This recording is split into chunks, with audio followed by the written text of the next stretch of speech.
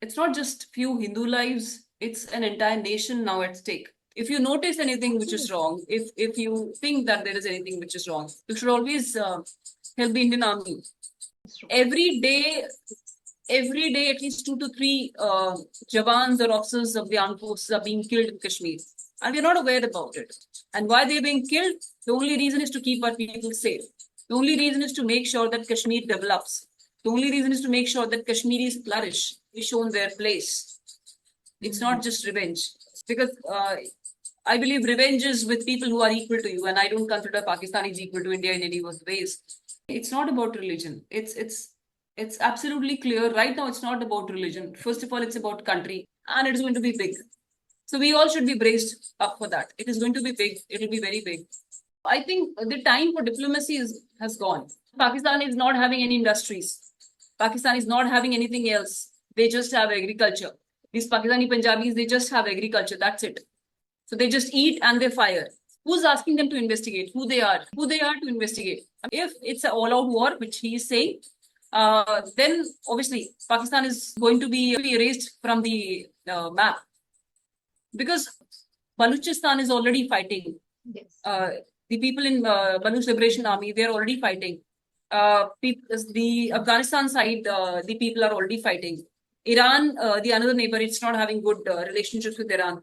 China, it might seem that it is supporting Pakistan, but China is also fed up with Pakistan. China has given so many loans to Pakistan, and China is not aware how to recover it. Greetings, everyone. I would like to welcome all of you to another episode of our podcast on GlobalVaani After a Gap. I'm NehaGupta here. This episode is centered around Pahalgam terrorist attack carried out on 22nd April. Today, we speak with heavy hearts. In the serene meadows of Pahalgam, where laughter once echoed, terror struck and claimed innocent lives simply because of which religion they followed. This is not just another attack, it's a wound on the soul of India. In this special episode, we sit down with a veteran of Indian Air Force to understand not just what happened, but what it means for all of us as a nation, as citizens, and as a family. Today we have Squadron Leader retired Sonia Ajay with us. She has served in the Indian Air Force for a decade as a cybersecurity expert and aeronautical engineer. She was awarded by CINC for commanding and leading the best unit in communication and information technology. She is a certified security expert and an expert on defense cooperation among South Asian countries. Sonia is my college junior and a dear friend. I always wanted to invite her on my podcast, but I never knew that that is how we would meet on a day when our entire nation is mourning over this brutal genocide. Thank you so much for being with us today. First of all, I extend my heartfelt gratitude to you that you've invited me to the podcast. And yes, we share a very close bond. Not just, I believe it's not just that you said that I was just college junior. I believe that you've mentored me in a lot of ways, and I'll be throughout my life, I'll be grateful for that. You've supported me in times, so that matters the most.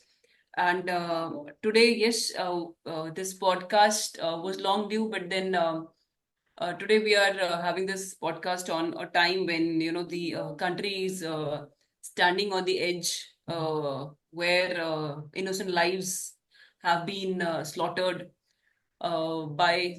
I would not just call them terrorists. They were the real Satans who actually were there to make sure that not just the peace, the fabric of peace is tormented, but also apart from that, they were there to make sure that whatever development was done, whatever was done by Indian government there was all taken back. So this is a very bad moment. In fact, I should say this is a moment where we all should be We should be on our toes.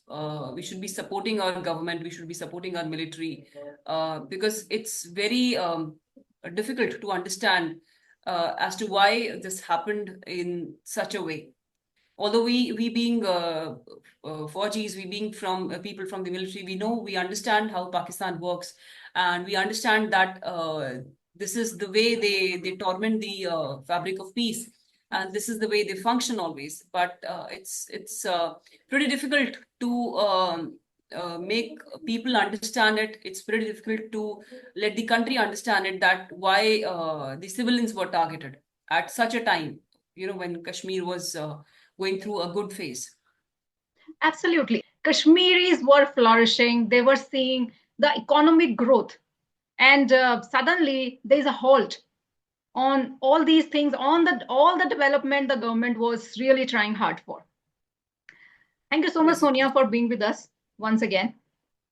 My first question to you is, the recent terrorist attack we have been talking about in Pahalgam left 26 Hindu tourists dead and many injured.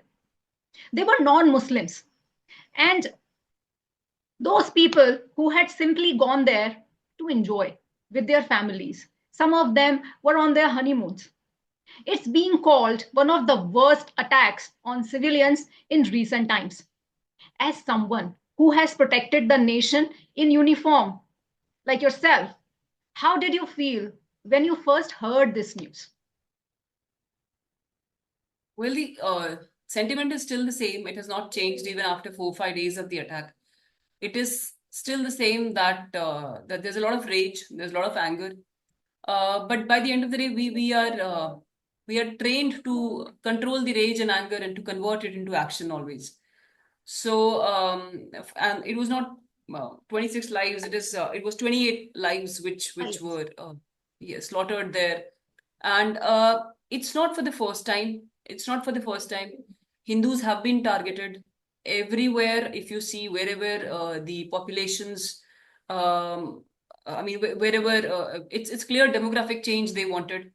But in this, they are not realizing that they have not just slaughtered Hindus there. They have not just killed mercilessly the people based on religion, but they have also killed the entire Kashmiri development. They've also killed the entire Kashmiri travel and tourism industry. So, and it's not for the first time. So again, I would rather say I'm not surprised. And a lot of people in military, a lot of my friends who are still serving or who are retired, nobody is surprised, because this is how Pakistan works. This is what has been happening near Bangladesh also. If you see, there's a lot of state-sponsored terrorism which is coming into Bengal. What happened in Murshidabad? It was not somebody who came from outside, because this has got inside the system now, and it has to be cleared. We have to speak about it. So it's not just few Hindu lives, it's an entire nation now at stake. And I believe the entire development, the entire scenario which has changed after 1947, when India and Pakistan, they became two countries. And the Pakistani general spoke 5 days back, 5, 6 days back, that, India and Pakistan, they divided based on the two nation theory of Hindu and Muslim. So he didn't realize that whatever India is today is because of the Hindu ideology, actually. Because this is how we've been taught. We are asked to respect, to love, to care for everything. I mean, they call it a stone, but for us, that stone is shivling, because there's a way the Pran Pratishtha is being done. For them, it might be a tree. But for us, that tree is life. That tree is everything which it gives. Sacred. So Hinduism is not just about that major reason, why we have developed, because we respect everything, we give that freedom to everything, and we are the seekers. We ask questions and then we grow. We don't let the questions people who are asking questions surrender. We don't let people go silent, and that is one of the reasons of this entire difference. The very basis of Hinduism is the way you said it. And I believe that this kind of attack, we are seeing it because of the technology, because the videos were there. Otherwise, earlier, those attacks were also happening, like you said, but there was no proof. But now we see it ourselves. on the videos, and that is why everybody is believing that yes, this kind of genocide is real and it is happening. Yes. Yes, absolutely. And we should not forget. The only problem is that we forget. That is one of the biggest problems, that we forget, and we become complacent and we think it is normal. You know, it's okay. Just day before yesterday, if you must have read the news and seen, almost thousands of Bangladeshi Muslims, they were caught from Surat and Ahmedabad. Yes. And just because the government acted, they were caught. Otherwise, Yes. where these people are? They And I'm have been not living for speaking years actually. for years, and I'm not speaking about the Indian Muslims. Again, we have a lot of rot inside us which we don't know. Because if you don't belong to this country, you will not love this country. Where your alliances, we don't know. What you are going to do, we don't know. So these people who have come from outside, you know, they should be literally thrown out of the country. If you're going to kill my people, then there's no humanity involved when I see you. And we should understand, we are open people. You know, we are the people where our women were the fighters, our women were the Vedic scholars were women. If people have not heard of the They were names. absolutely equal to men. Yes, in fact, I would say that in Sanatan, a woman is not considered as equal. She's considered better than a man. She's considered in lot many ways. She's considered better than a man, and that is the reason she's been respected as a deity. She's there as Durga. She's there as Lakshmi. So, and you know, when we have a very beautiful scene where, you know, Kali, her tongue is out and she has stepped on Shiva. So that doesn't mean, you know, that deity, and still that is being worshipped. Why that is being worshipped when Shiva is below her foot? So one of the reasons is that we understand the importance of female, male, nature, and we give equal importance to everything. But the only problem is right now we've become too secular. Right now, in the name of secularism, everything is adjusted. How many students, how many kids, how many people who belong to the Hindu religion, they have read their Vedas, they have read their Upanishads, they have read Mahabharata, Ramayana or Bhagavad Gita. And I, being a warrior, I'm a fourth generation Fauji. I'm very proud. I'm very proud Fauji, very proud Hindu. And I teach that to my kids. So there's nothing to be ashamed about it. So people from West are coming and reading Bhagavad Gita. People from West are coming and understanding the Vedas. Scholars from Germany and France, they are understanding Vedas and they are telling, you know, there are so beautiful formulas written in the Vedas. And our own people, they don't want to go into it. So that is one of the major problems. First of all, we have to be proud of what our ancestors have taught us. And again, they have never blocked us. The mind which we have inculcated over the years from Sanatan is the mind of a seeker. You seek and you expand. You seek and you expand. That is what we've been taught. But on the other side, there's a religion or there are a certain group of people where when they seek, they're asked to shut. They're asked to keep quiet. Right? So there's a clear difference in ideology. So I completely agree when Pakistani general said that, you know, two nation theory was based on this. Yes, but Hinduism doesn't teaches you, it is not about superiority. It is about making everyone equal. So which if others are not understanding, then there are ways to make sure that they understand. Again, it's not about religion. It's absolutely clear. Right now, it's not about religion. First of all, it's about country. This country is Bharat, the country of Bharat. This country is Hindustan, and if the name Hindustan actually it came from the West. Otherwise, it was based on the Sindhu River. It was the Sapta Sindhu, and which converted to Hapta Hindu, and then we became Hindustan because, and then they were not able to speak the H, so they called it Hindu and they call it Indi. So Indica. So that's how the name converted. But we should stand by what the ideology of the country is. We should, and that is the only way we can protect our future. That is the only way we can protect our kids. Because right now it's not about us. Right now it's not about the present. It is about the future. We've been running. We ran from Afghanistan. Hindus ran from Afghanistan. Hindus ran from Kashmir. Hindus ran from Myanmar. Hindus ran from Bangladesh. Recently, so yes. you know, it's like from just because we say that, you know, we are secular, or just because we say that we are okay being modified, it doesn't mean that we should not be taking shastras in our hand. And I'm not asking people to come out and fight. I'm just asking them to at least tell their kids what their religion is. Tell their kids about, you know, what is the importance of their dharma. The difference between dharma and adharma, and it is not a religion. There was a very beautiful word which was given by, I believe, High Court of Gujarat some years back, where they said that Hinduism is not a religion. It's a way of life, which people don't understand. People were killed who were non-Muslims, specifically. Yes. Nothing else matters at all. So this is absolutely terrifying situation. Absolutely terrifying. My next question to you is, it's really heartbreaking that reports are saying that terrorists asked people about their religion before opening fire, as we discussed. When non-Muslims are killed just for being who they are, how does an act like this affect the spirit of secularism and brotherhood that India has always believed in? Also, I would like to add how it affects the morale of armed forces. Well, I'll say that as far as armed forces go, armed forces are the real secular forces. I don't know whether you've heard or not, Brigadier Mohammed Usman, one of the first patriots who, during the first war of 1947-48, first Indo-Pak war, he is called as the Lion of Naushera. He refused to migrate to Pakistan at that time. He was asked by the Pakistani Army General to move to Pakistan, but he stayed loyal to India. He fought there. He gave his life for that war, and he was given Paramveer Chakra also for that. And we have a lot of other examples. We have Abdul Hamid as an example. So armed forces are beyond all these things. But again, that percentage of people is very limited. So there are a lot of people who are supporting all these acts. Then there are a lot of people who are against these acts.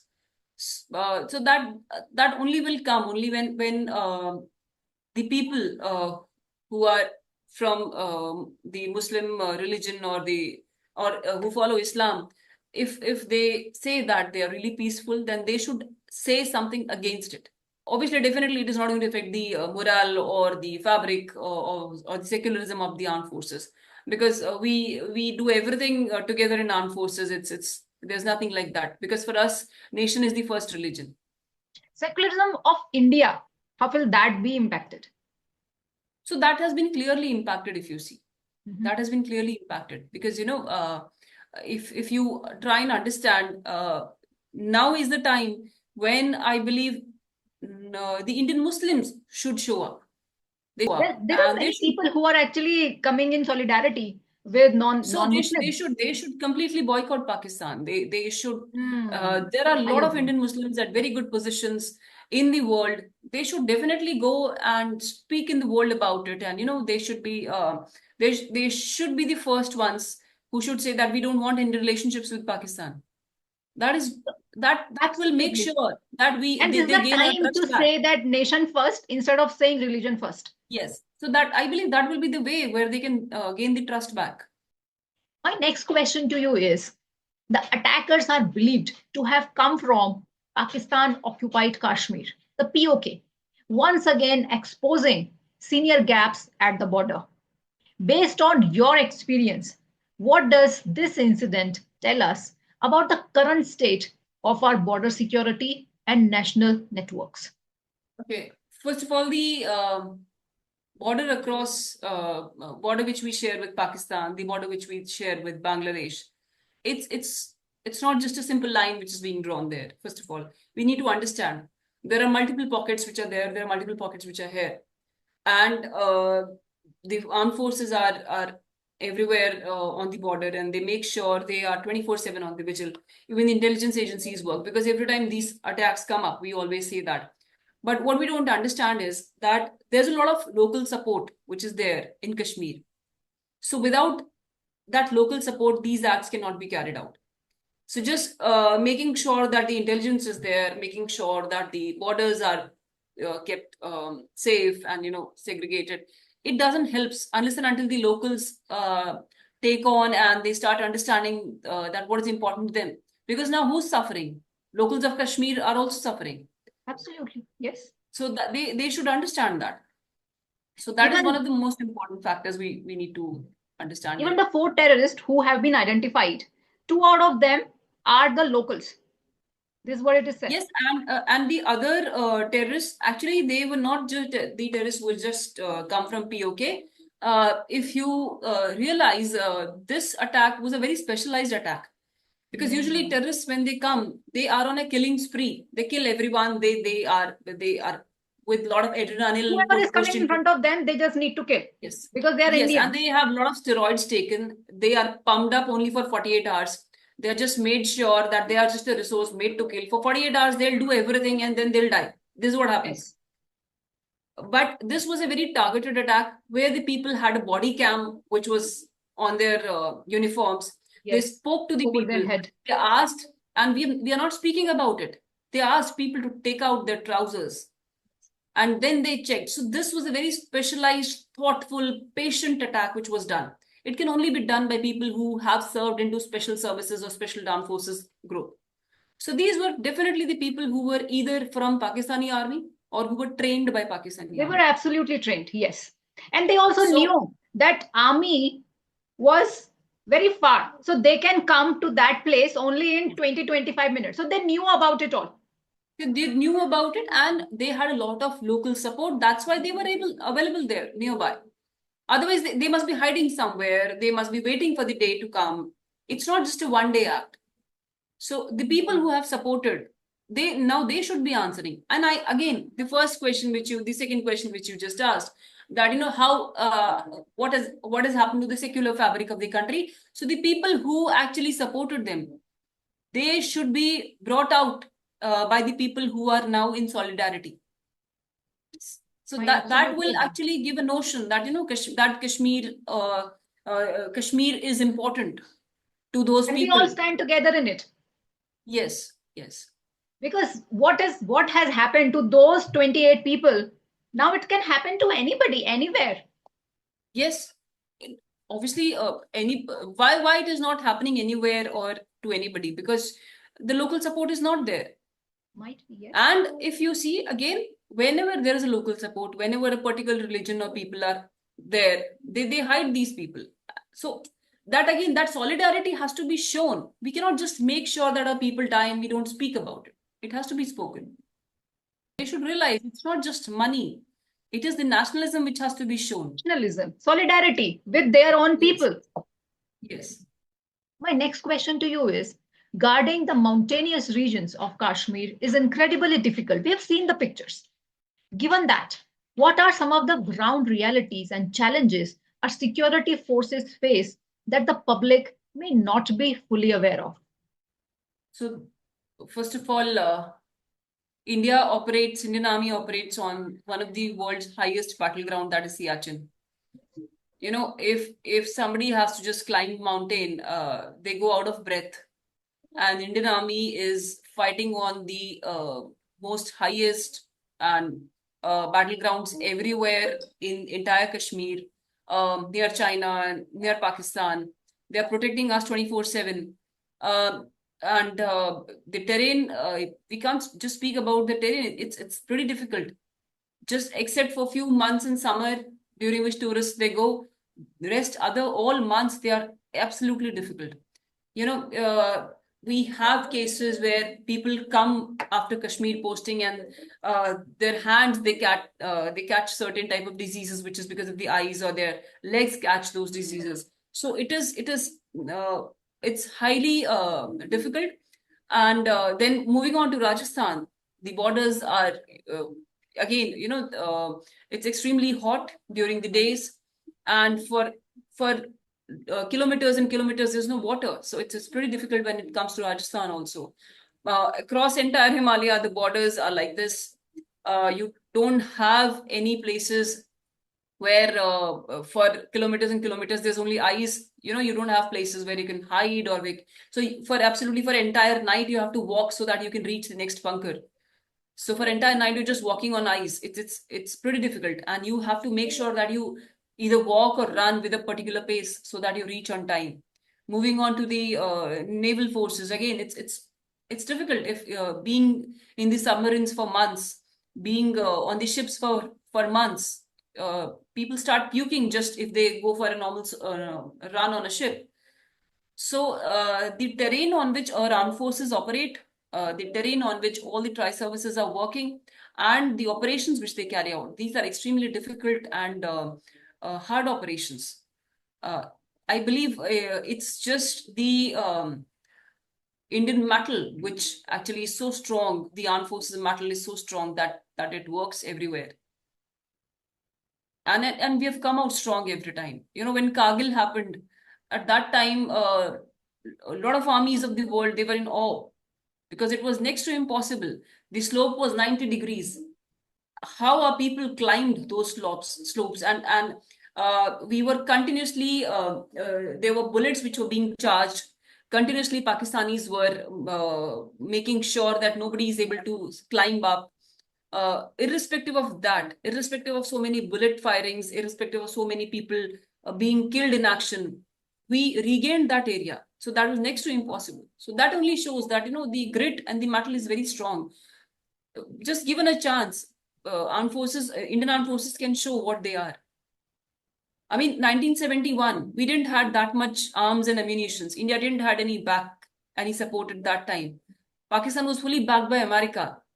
US naval warships were there with it and whatnot. And still then, we managed to have their 93,000 soldiers with us. That was a huge, huge number. So it is what it is. But the only problem is that we need to have that trust and that faith in our armed forces.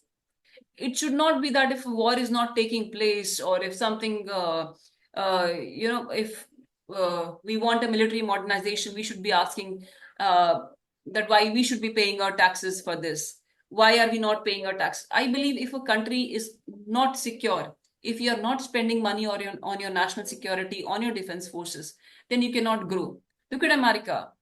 US is one of the biggest spenders in terms of defense. China is spending so much on its defense. And only reason is because they understand when the borders are secure, when the fortress is secure, then only inside you can grow gold. Then only inside you can work. It should not happen that, one side we are sending missions on the moon, and then on the other side, our own people are being killed just because people start saying that defense budget is not enough. So that we all should have this in mind always. My next question is, before this tragedy, Kashmir's tourism was finally picking up after years of unrest, like we discussed. Now hotels are seeing mass cancellations and locals who depend on tourism for survival are terrified. How do attacks like this set back the ordinary Kashmiri's dream of peace and prosperity? Is it a message to Kashmiris? If you mingle with the rest of India and try to live with peace, then you will be punished. Is that so? Well, first of all, I'll answer the last question here.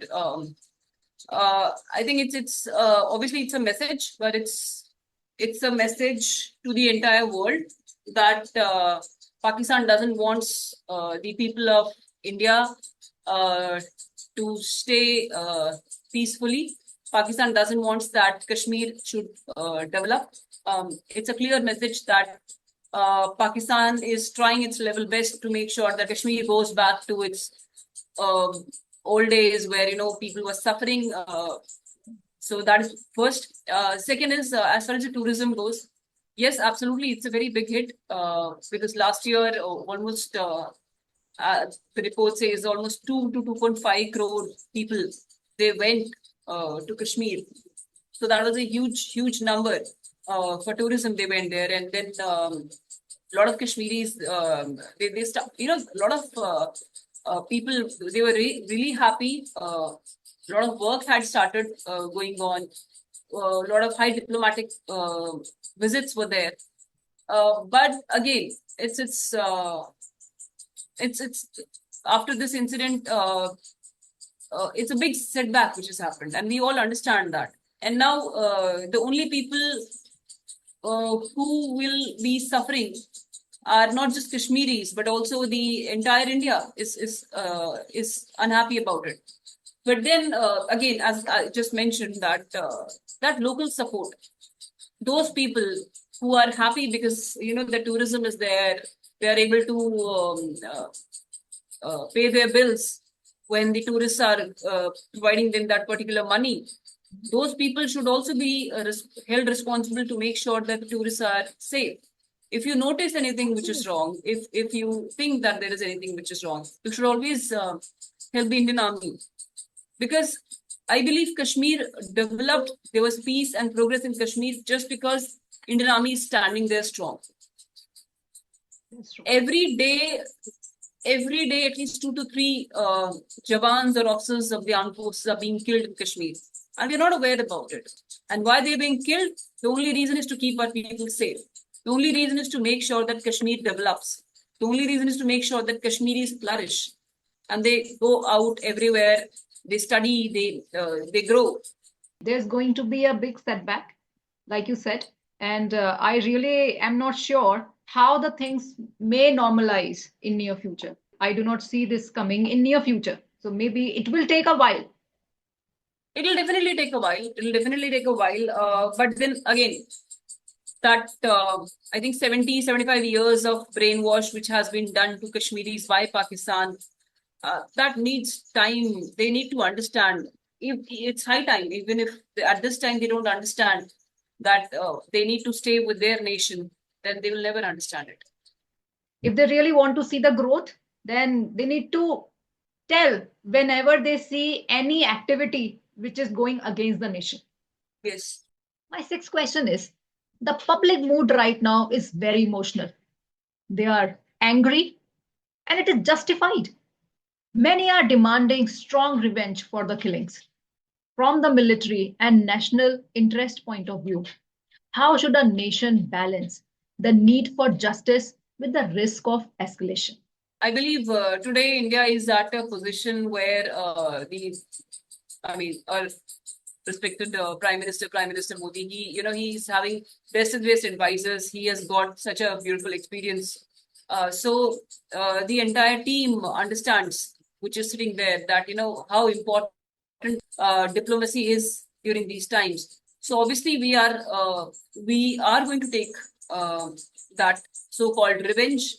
I would not call it revenge. I would rather call it that they'll be shown their place. It's not just revenge. So because I believe revenge is with people who are equal to you, and I don't consider Pakistan is equal to India in any ways. So they'll be shown their place from where they've come. They'll be thrown back properly. But the only thing is that people should understand that it's not going to be an all-out war just right now. Absolutely. If even it happens, there will be ways and means to it, and it is going to be big. So we all should be braced up for that. It is going to be big. It will be very big. And India is checking all the options, is making sure that whatever we do, our people are safe, our economy is safe, everything is perfectly fine with that. So that we are exploring. The thing is that, since armed forces are standing strong, it is not happening that frequent. But we have sleeper cells, we have perpetrators inside the country also. And that's again, I'll again say that those people who belong to Islam, and if they're standing strong with India, they're showing that solidarity with India, they should come up and they should make sure that these people are brought to justice. So that is very important. That will again, make sure that the trust is there, that the country starts being secular again. Absolutely. This is the high time that everybody stand for the nation. Yes. Be it Hindu, Muslim, or any caste, creed, doesn't matter at all. This is the high time that we really show togetherness.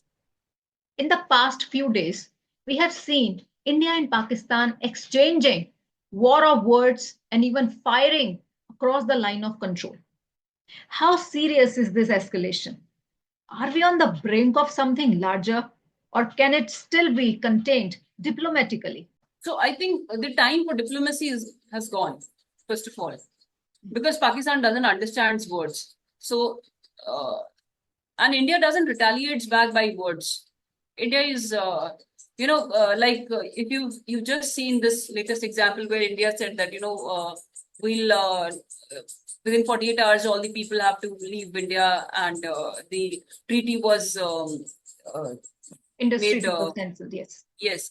So in such a situation, India just gave a sentence. They gave their clear sentence that this is what we want. The entire thing was out. And after that, since last 3 days, Pakistan is giving every statement, every hour, a new statement is coming from Pakistan. So it's their scenario. Because now They never thought it will happen.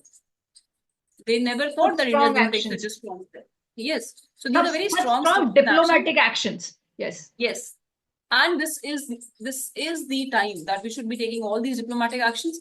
As far as the military front goes, India has started taking action on the military fronts, which obviously we are not going to disclose in a way, where, because again, there's a problem with our media.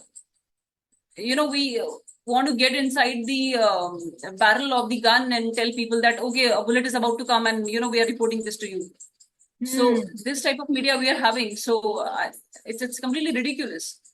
You don't understand the... Recently, I think yesterday, so there was a message by Indian government to media houses that whenever Yes. anything is happening, your media should not be reported live, anything, anywhere. Yes, yes. So you are not understanding the confidentiality of the situation. Absolutely. This is what happened in Taj. If you understand what happened on 26/11, our entire media houses were reporting everything live, and that was being telecasted to the people or the handlers in Pakistan. So the handlers knew that the NSG commandos are being are landing there on the Taj. So they Whatever told number, what kind of what is the they number, have, everything. yes, from which window they are landing, which side they are coming. I think this basic thing should be there in journalists, that what exactly is to be reported, what is not to be reported. As we were discussing, as a strong response to this gruesome bloodshed, India has suspended the Indus Waters Treaty and revoked visas for Pakistani nationals. What do you think? How effective are such diplomatic moves in sending a strong message?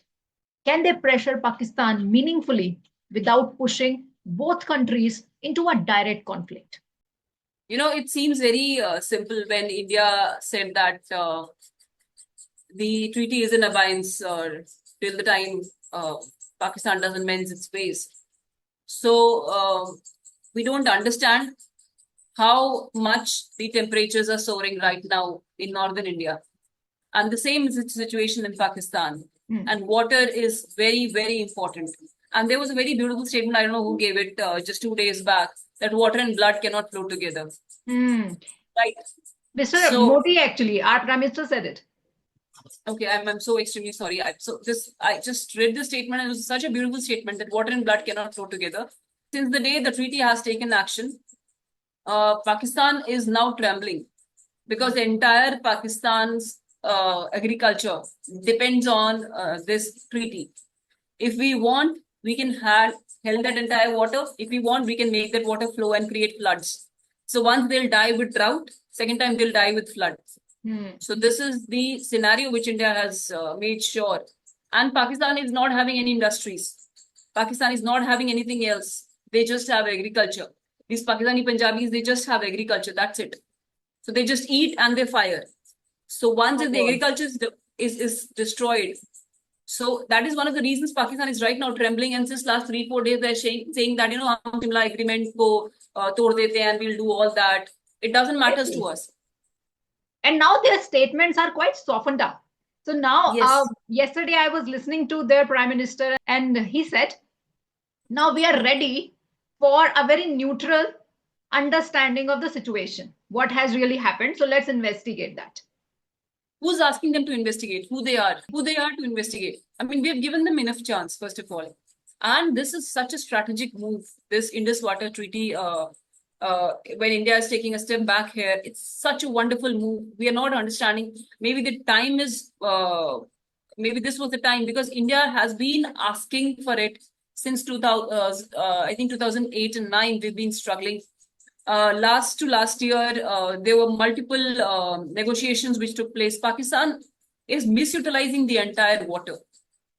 Pakistan is, the treaty says that they will not be using the water for any of the projects, but they are misutilizing the water. And India they don't understand. India is on the top of the water. So, and when people say, itne pani ka hum kya karenge? People don't understand. We have the technology. We have built all the dams. Everything is ready. Since 2023, we are fighting with the World Bank. So the treaty clearly says that, it is between two nations. If there is any negotiation, we'll do it together. But every time something happens, Pakistan goes and complains to the World Bank. Pakistan goes and cries in the United Nations. So this Indus Water Treaty is a very big step. It's a very big step which India has taken. Pakistan relies on Indus, Jhelum, and Chenab. Almost 80% of its irrigation and drinking water comes from that. I've read Yes, it as food 90% insecurity. actually. Yes, there'll be a huge food insecurity. There'll be a major agricultural collapse. So that is the reason it is crying. And Pakistan knows India has done it. And we tried handling them since last 4-5 years. But every time they were going and complaining to the World Bank, and they were crying there. This was the best time. You do whatever now. That's true. So we are attacking your this- backbone. No, they don't have any backbone. My next question is, Pakistan's defense minister has even gone to the extent of warning about all-out war if India retaliates militarily. As someone who has seen how wars really unfold, what is your view on how India should navigate such threats while ensuring national security? We need not to navigate such threats. Because I heard that interview where he said, all out war. He doesn't understand that, India has blocked their fuel from all the sides. India has blocked the ways where the fuel can reach. They don't have any diplomacy or any ties with Iran. They don't have any ties with Afghanistan. It's a landlocked country now. And from the side where the ports were there, Indian Navy is standing there strong. So what all out war? What do you have to fight? There's nothing they have. They only have those tomatoes and onions kept with them. So they're going to fight with that. And obviously, again, speaking from military perspective, if the war is going to happen, there will be casualties. We'll also have casualties. They don't have again, as we just said, they don't have a backbone. They fight like cowards. So, we need to be careful with these people. But if it's an all-out war, which he is saying, then obviously Pakistan is going to be erased from the map because Baluchistan is already fighting. Yes. The people in Baluch Liberation Army, they're already fighting. The Afghanistan side, the people are already fighting. Iran, the another neighbor, it's not having good relationships with Iran. China, it might seem that it is supporting Pakistan, but China is also fed up with Pakistan. China has given so many loans to Pakistan, and China is not aware how to recover it. So might be if Pakistan loses, China will take over some part of the Pakistan also. So it's no way they can go for an all-out war. I think Pakistan feels so secure while saying all-out war because they have nuclear weapons.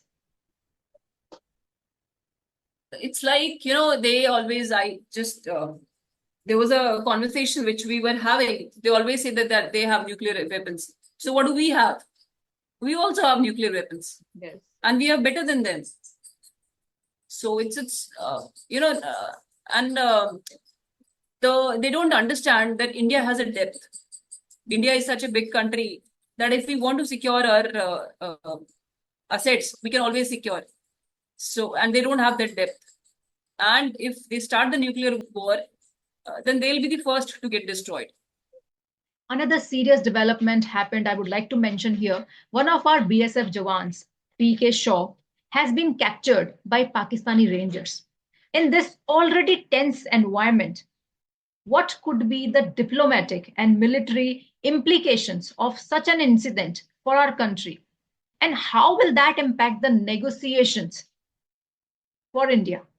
Okay, usually in normal situations, it happens again, as I told you, the Indian border is very porous when it comes to the side which we have with Pakistan and with Bangladesh. There are pockets which lie towards Pakistan border, but then they belong to India. There are pockets which lie towards Indian border, but then they belong to Pakistan. So I believe this BSF Jawan, he had gone with the farmers there. Yes. And because there was this is the time when the crop cutting takes place. So it happens normally. We also capture the Pakistani Rangers during these times. And every week, there's a flag meeting which takes place. And in the flag meetings, the people are exchanged and the information is given that, these people came to this side, these people came to this side. So this time, obviously, after 2, 3 flag meetings have taken place, and they're not giving the Jawan back.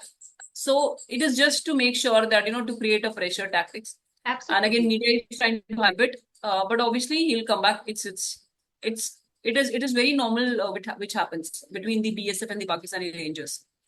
So nothing's going to happen against it, because Pakistan also understands that if it does anything, then it cannot take a step back.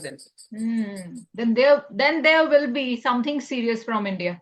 Yes, they cannot take a step back from this. So it's just a way to create a pressure tactic. And again, I will say that media is trying to hype it a lot. It usually takes a week to 10 days. And the flag meetings take place, and and obviously people are acting on it. So people are there, officers are there. 3 flag meetings have already been happened. So I'm sure he Yes. comes back soon. My next question is, in times like this, when anger, fear, and sadness are running high, what role can senior veterans and thought leaders like yourself play in guiding both public sentiments and the policymakers? Well, as far as the policymakers go, I believe people are really expert. They understand the rules, so they are taking the right steps.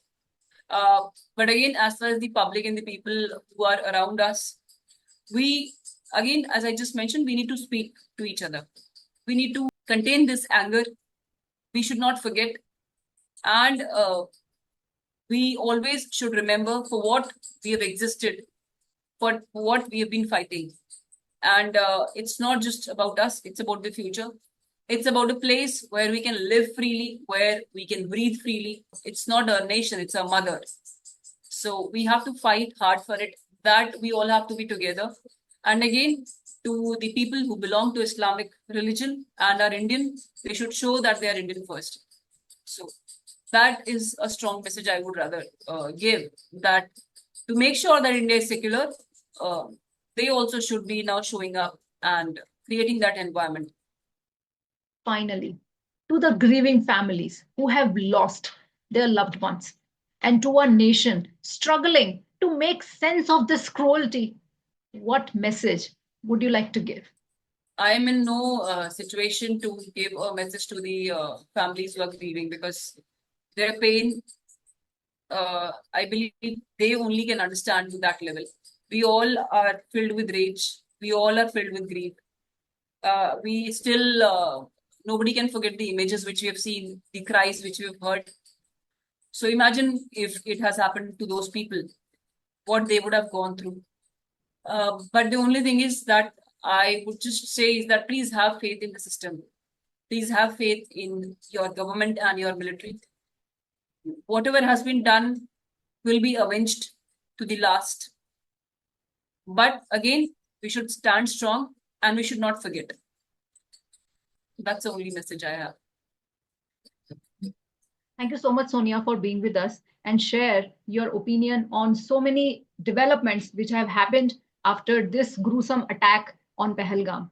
And it was not just an attack on Pahalgam, but as we discussed, that it was an attack on the soul of India, on every single citizen. As a citizen, I am feeling such a rage that how people can come to my own country and do such an activity. Thank you so much once again for being with us and give your expertise on these topics. Well, again, thank you. Thank you so much that you called me here. And I'm blessed. I feel, again, a lot of gratitude to be here. And Jai Hind, Vande Mataram. Let's not forget, and let's stand together. As we end today's conversation, I just want to say this pain is not just of those who lost their loved ones, it is ours. It is of every single Indian. Every tear shed in Pahalgam, every life lost is a piece of our own family, our own story. Yes, the hearts are broken. Yes, the anger is real, but so is our courage. So is our unity. We cannot and we will not let hatred win. We owe it to every single innocent soul lost to stand together and to never forget. Thank you for listening and thank you for caring. Stay safe, stay proud, and stay unbreakable. If you liked this video, please share it with others. Also like and subscribe to us to support us. Jai Hind.